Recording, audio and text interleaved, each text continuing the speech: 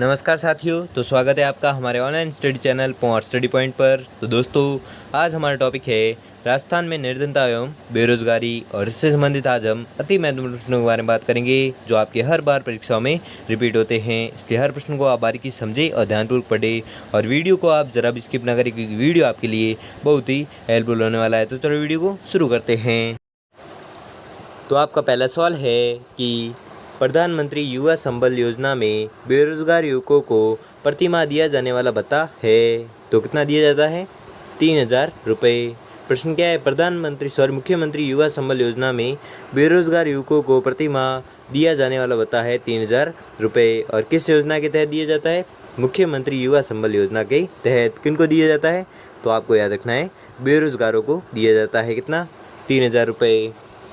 अगला देखते हैं। अगला सवाल है कि निम्नलिखित किस योजना का मुख्य उद्देश्य ग्रामीण क्षेत्रों के प्रत्येक परिवार को वित्तीय वर्ष में 100 दिवस का रोजगार उपलब्ध कराना है? तो आपका उत्तर होगा महात्मा गांधी राष्ट्रीय ग्रामीण रोजगार गारंटी योजना। ठीक है, महात्मा गांधी राष्ट्रीय ग्रामीण रोजगार गारंटी योजना का मुख्य उद्देश्य ग्रामीण क्षेत्रों के प्रत्येक परिवार को वित्तीय वर्ष में 100 दिवस का रोजगार उपलब्ध कराना है। किस योजना के तहत? तो आपको याद रखना है, वह योजना है महात्मा गांधी राष्ट्रीय ग्रामीण रोजगार गारंटी योजना। और यह प्रश्न पूछा गया था राजस्थान पुलिस कांस्टेबल परीक्षा 2010 में, और ये वेरी मोस्ट इंपोर्टेंट क्वेश्चन है, तो आपको याद रखना है। अगला सवाल है कि निम्नलिखित में से चक्रीय बेरोजगार का प्रमुख कारण कौन सा है? तो प्रमुख कारण क्या है? वस्तुओं और सेवाओं की मांग का अभाव। ठीक है, वस्तुओं और सेवाओं की मांग का अभाव चक्रीय बेरोजगारी का प्रमुख कारण है। ठीक है, और यह प्रश्न पूछा गया था सेकंड ग्रेड एसएस परीक्षा 2013 में, तो आपको याद रखना है। अगला सवाल है कि किस प्रकार की बेरोजगारी चिरकालिक प्रकृति की होती है? तो आपको याद रखना है, वह बेरोजगारी है संरचनात्मक। ठीक है, संरचनात्मक बेरोजगारी है जो चिरकालिक प्रकृति की होती हैं। और यह भी पूछा गया था प्रश्न सेकंड ग्रेड एसएस परीक्षा 2013 में पूछा गया था, तो आपको याद रखना है। अगला सवाल है छिपी हुई बेरोजगारी की अवस्था में श्रम की सीमांत उत्पादकता होती है? तो आपको याद रखना है, इसकी उत्पादकता होती है 0। ठीक है, क्या है प्रश्न? छिपी हुई बेरोजगारी की अवस्था में श्रम की सीमांत उत्पादकता होती है, तो कितनी होती है? 0 बराबर होती है। अगला सवाल है कि वर्तमान में वर्ष 2011-12 के लिए कितने रुपए प्रति व्यक्ति प्रति माह से कम व्यय करने वाले व्यक्ति निर्धनता रेखा से नीचे माने जाते हैं? तो आपको याद रखना है, यह माने जाते हैं ग्रामीण क्षेत्र 816 रुपये, शहरी क्षेत्र 1000 रुपये। ठीक है, इतने जो प्रश्न है वर्तमान में 2011-12 के लिए कितने रुपए प्रति व्यक्ति प्रति माह से कम व्यय करने वाले व्यक्ति निर्धनता रेखा से नीचे माने जाते हैं? तो यह माने जाते हैं जो ग्रामीण क्षेत्र में 816 रुपये और शहरी क्षेत्र 1000 रुपये के बराबर। ठीक है, तो आपका उत्तर होगा ऑप्शन नंबर 4। ठीक है, और इसकी अगर व्याख्या देख लेते हैं कि व्याख्या ये अनुमान योजना आयोग द्वारा गठित विशेषज्ञ समूह तेंदुलकर समिति ने दिए हैं, और जुलाई 2014 में जारी रंगराज जन समिति कर रिपोर्ट के अनुसार यह राशि ग्रामीण क्षेत्र में 972 रुपये एवं शहरी क्षेत्र में 1407 रुपये है। ठीक है, अगला सवाल है कि रंगराजन समिति की रिपोर्ट के अनुसार अखिल भारत स्तर पर वर्ष 2011-12 के लिए गरीबी अनुपात है, तो गरीबी अनुपात कितना है? 29.5% है। ठीक है, 29.5%। और व्याख्या देख लेते हैं इसकी। वर्ष 2009-10 के लिए यह अनुपात 38.2% है, और वर्ष 2011-12 में ग्रामीण निर्धनता अनुपात 30.9% व शहरी निर्धनता अनुपात है 26.4%। ठीक है, 26.4% है।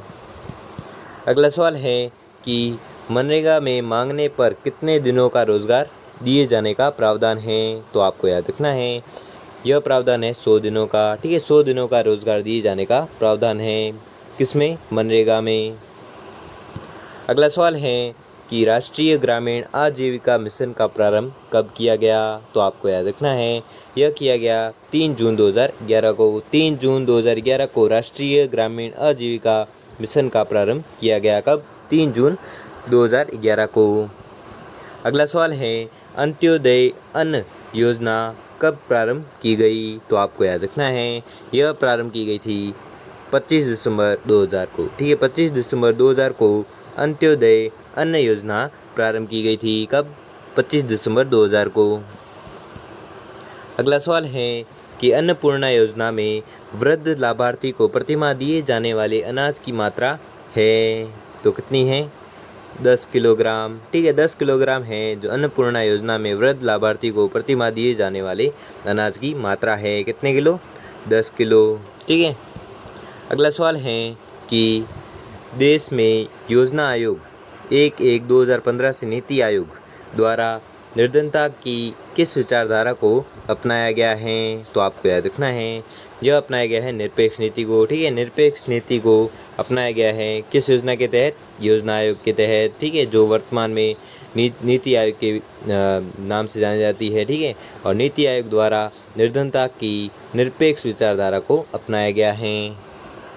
अगला सवाल है कि भारत में निर्धनता मापन के लिए कितने आधार निर्धारित किए गए? तो आपको याद रखना है यह किए गए हैं 2। ठीक है, भारत में निर्धनता मापन के लिए 2 आधार निर्धारित किए गए हैं। कितने? 2। और इसकी व्याख्या देख लेते हैं कि न्यूनतम कैलोरी उपभोग प्रति व्यक्ति प्रति माह उपभोग व्यय है। ठीक है। अगला सवाल है कि तेंदुलकर समिति के आधार पर वर्ष 2011-12 में राजस्थान में ग्रामीण एवं शहरी क्षेत्रों में निर्धनता अनुपात क्रमशः कितना है? तो आपको याद रखना है यह है 16.1% है जो ग्रामीण क्षेत्रों का है और 10.7% है जो शहरी क्षेत्रों में निर्धनता अनुपात है। कितना? ग्रामीण क्षेत्रों का कितना है? 16.1 और जो शहरी क्षेत्रों का है 10.7। ठीक है ना, यह है निर्धनता अनुपात है। ठीक है, तो आपको याद रखना है। अगला सवाल है कि भारत में बेरोजगारी के आंकड़े किस संगठन द्वारा एकत्रित एवं प्रकाशित किए जाते हैं? तो वह संगठन कौन सा है? NSSO। ठीक है, NSSO है जिसके द्वारा भारत में बेरोजगारी के आंकड़े एकत्रित किए जाते हैं एवं प्रकाशित किए जाते हैं। अगला सवाल है कि निम्न में से कौन सी योजना प्रधानमंत्री श्री नरेंद्र मोदी द्वारा 15 जुलाई 2015 को आरंभ की गई? तो आपको याद रखना है यह की गई है उक्त सभी द्वारा। ठीक है, उक्त सभी योजना प्रधानमंत्री श्री नरेंद्र मोदी द्वारा 15 जुलाई 2015 को आरंभ की गई है। कौन सी योजना? कौशल भारत कार्यक्रम, प्रधानमंत्री कौशल विकास योजना, प्रधानमंत्री कौशल ऋण योजना। ये तीनों योजना है जो प्रधानमंत्री श्री नरेंद्र मोदी द्वारा 15 जुलाई 2015 को आरंभ की गई थी।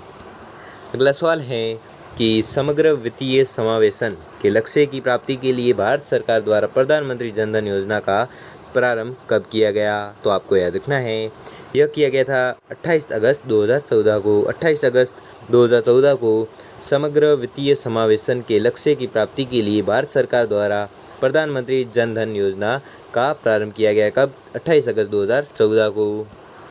अगला सवाल है कि भामाशाह रोजगार सृजन योजना राजस्थान में कब आरंभ की गई? तो आपको याद रखना है यह की गई थी 13 दिसंबर 2015 को। ठीक है, 13 दिसंबर 2015 को भामाशाह रोजगार सृजन योजना राजस्थान में आरंभ की गई। कब? 13 दिसंबर 2015 को। और व्याख्या देख लेते हैं। योजना की कालावधि 13 दिसंबर 2015 से 31 मार्च 2020 तक है। ठीक है।